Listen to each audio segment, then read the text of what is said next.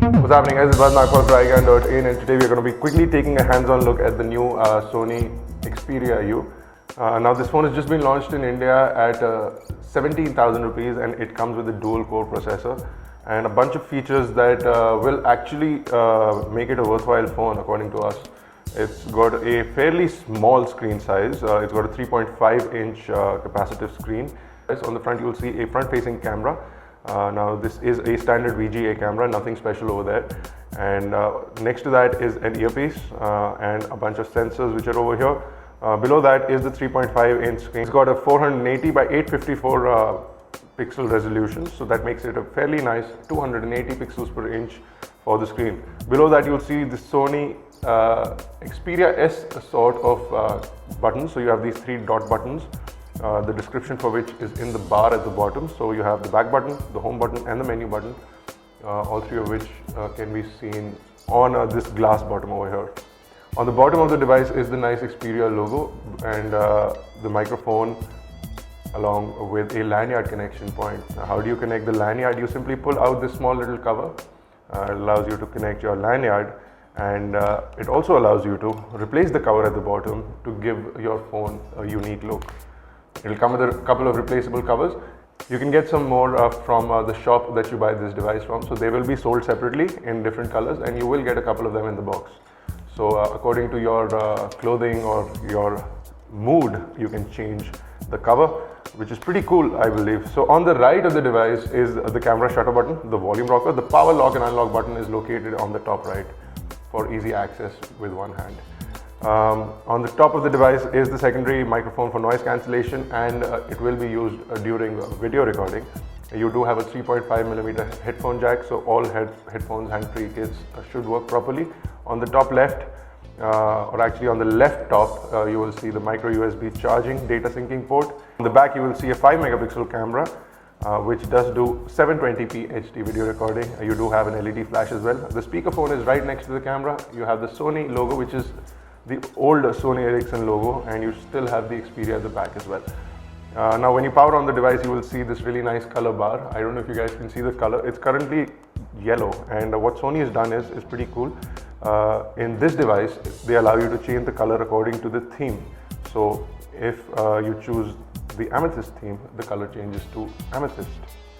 If you choose say a sapphire theme, the color changes to blue. Similarly, so they've got a couple of colors that they've installed. If you change it to silk, it changes to white. So it's got a couple of colors that have been pre-installed, and the designs. So you can tweak the bottom of this to change the color according to what mood you're in, or possibly what cover you put at the bottom. So that's pretty cool. I believe that's an awesome thing. So we'll stick with the blue one right now. Let's take a closer look at the user interface.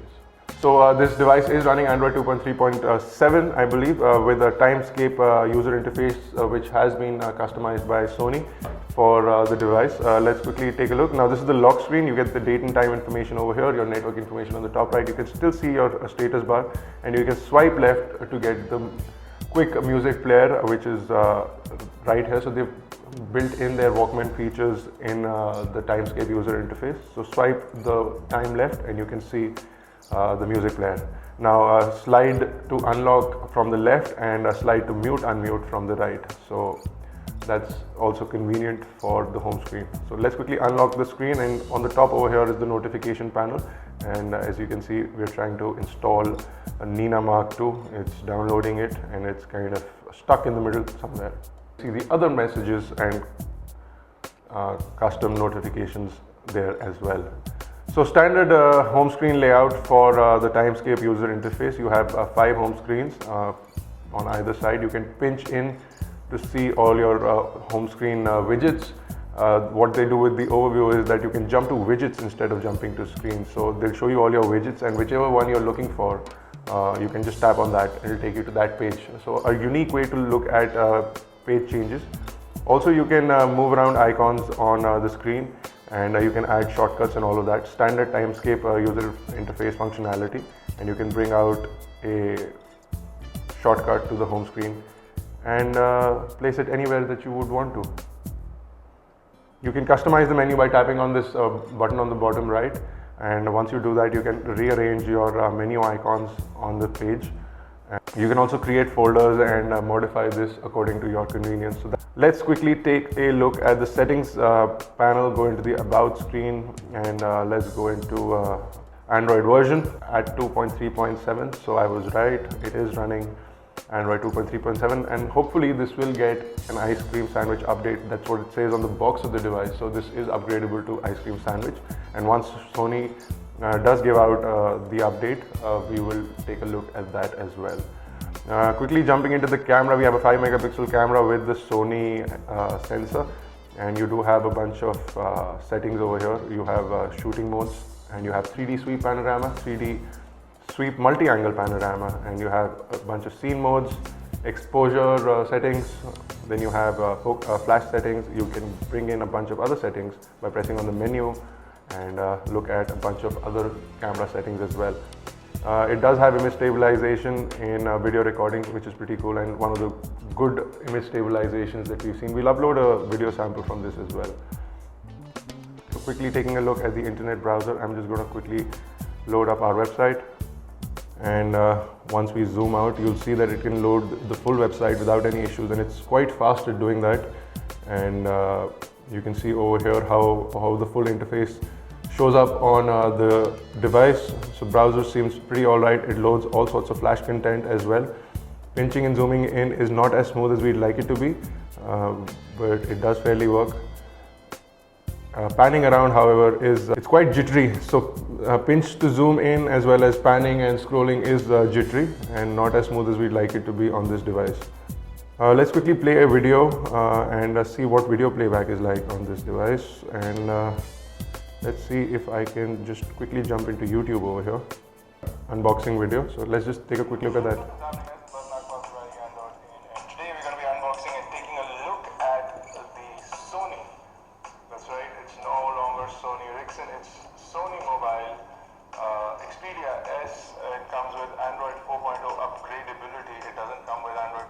So it plays videos without any issue, and quality seems really nice. The display seems really good, and we do have a very nice and loud speakerphone at the back, and the location seems pretty alright, so it won't come in the way and your finger won't come in the way when you're watching videos. So that's also great. It does have square edges, so you can put it up like this, and it will stand up straight as well. So those are the couple of things that I'd like to mention as well. The last thing I'm going to quickly do in this hands-on video is run a couple of benchmarks. And first I'll run quadrant standard to look at the score. So let's go through that.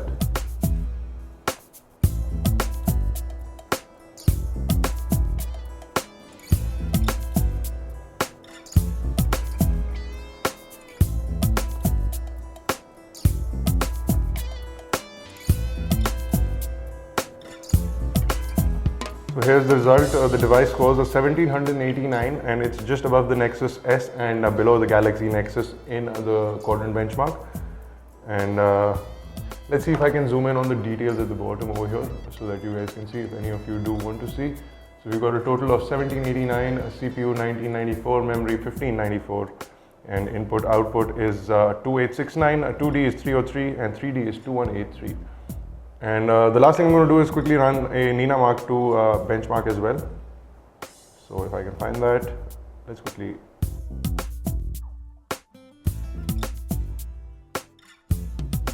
So Nina Mark scores at 28.9, which is also a fairly decent score for this device. So there you go, guys. This was a quick hands-on with the Sony Xperia U, a pretty awesome device from Sony with the interchangeable covers at the bottom and interchangeable themes with the color scheme, and we really like that about this device. You can change the color and customize the mood. Sony tried that with a couple of their phones in the past, the Sony Ericsson phones that came out in the past with sliders and changeable covers and all colors and all of that, but they didn't do well and they were flimsy. But this device seems really nicely built. The back panel is pretty nice. You can slide it out to reveal the battery at the back, and the battery is a 1300 milliamp, I believe. It's a 1290 milliampere hour battery, so 10 short of 1300. And you can see the SIM card slot is over here. So it's got a STE U8500 chipset, and it's got a dual core 1 gigahertz processor inside of it. It's also got 8 gigabyte of storage, so that's pretty disappointing for the device. That's the only downside to the device, that you have only 4 gigabyte of storage and you can't upgrade it with a micro SD card. So that's I don't know why Sony has done that with this device, not include a micro SD card slot and given only 4 gigabyte of inbuilt storage. So for people who don't have a lot of media needs, they can use that. You also get a box account with this, so you can use your box cloud storage to store your data. So you will need a very strong data connection, very fast data connection. You'll possibly be spending a lot of money on data charges because you'll have to connect. You do get 50 gigabyte of storage with box account on a Sony device. So you get 50 gigabyte of cloud storage plus 4 gigabyte on the device. You have a 512 MB RAM on this, and that's about it for the device. So for more unboxing videos, reviews and tutorials, log on to iGyaan.in. If you have any questions, queries, you can post them in the comment section below, or on our Facebook, Twitter or Google+. The links to those are on the video right now or in the description below. Do subscribe to our YouTube channel, youtube.com/iGyaan, youtube.com/iGyaan TV. Stay tuned for more updates from iGyaan. I'll see you guys in the next video. Take care. Goodbye.